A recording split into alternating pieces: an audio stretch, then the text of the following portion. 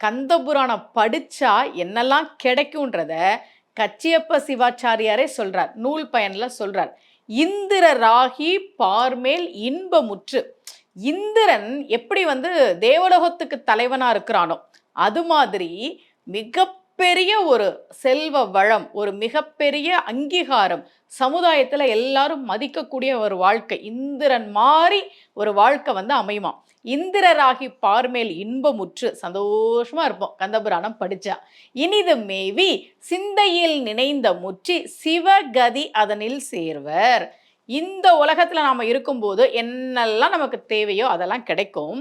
அதே மாதிரி நம்முடைய காலத்துக்கு பிறகு கண்டிப்பாக சிவபெருமானுடைய அருள் சிவகதி அடைவார். அதுல உங்களுக்கு சந்தேகமே வேணாம்.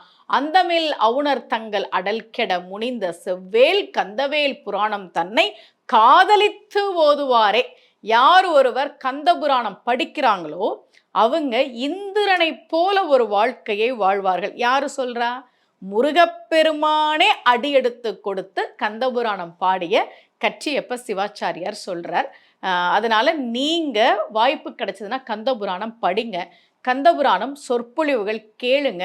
முருகப்பெருமானுடைய வழிபாடு அப்படின்றது எல்லா விதமான நலன்களையும் நமக்கு தரக்கூடியது. கந்தபுராணம் படிக்க படிக்க எங்களுக்கு எதுவுமே தெரியாதே அப்படின்னாலும் தெரிஞ்ச ஓரிரு பாடல்கள், திகட சக்கரம் செம்முகம் ஐந்துள்ளான், திகட சக்கரம்ன்றதே முருகப்பெருமான் அடியெடுத்து கொடுத்தது.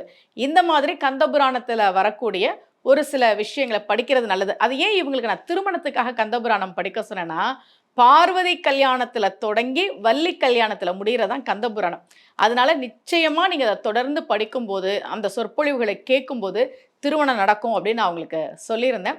ரொம்ப நல்லபடியாக அவங்களுக்கு திருமணம் நடந்தது. யாருக்காவது தேவைப்பட்டா நீங்களும் இந்த பதிவை பார்த்து கந்தபுராணம் படிக்க ஆரம்பிங்க, அந்த சொற்பொழிவுகள்லாம் கேட்க ஆரம்பிங்க. முருகப்பெருமான் கேட்பதையெல்லாம் கொடுக்கக்கூடிய கடவுள். அவன் எதிரிய கூட மன்னிச்சு விட்ட கடவுள் இல்லையா? நிச்சயமாக முருகப்பெருமானுடைய அருள் நம் எல்லோருக்கும் கிடைக்கும். நாம் கேட்டது எல்லாவற்றையும் அவன் நிச்சயமாக கொடுப்பான். யாருக்காவது ஒரு வேண்டுதல் நிறைவேறணும், வாழ்க்கையில ஒரு பெரிய முன்னேற்றம் வேணும் அப்படின்னா அவர்கள் கந்தபுராண சொற்பொழிவு கேட்பது, கந்தபுராணம் படிப்பது என்பது நிச்சயமாக நல்ல பலன்களை தரும். மீண்டும் சந்திக்கலாம். அனைவருக்கும் அன்புடன் சுமதி ஸ்ரீ.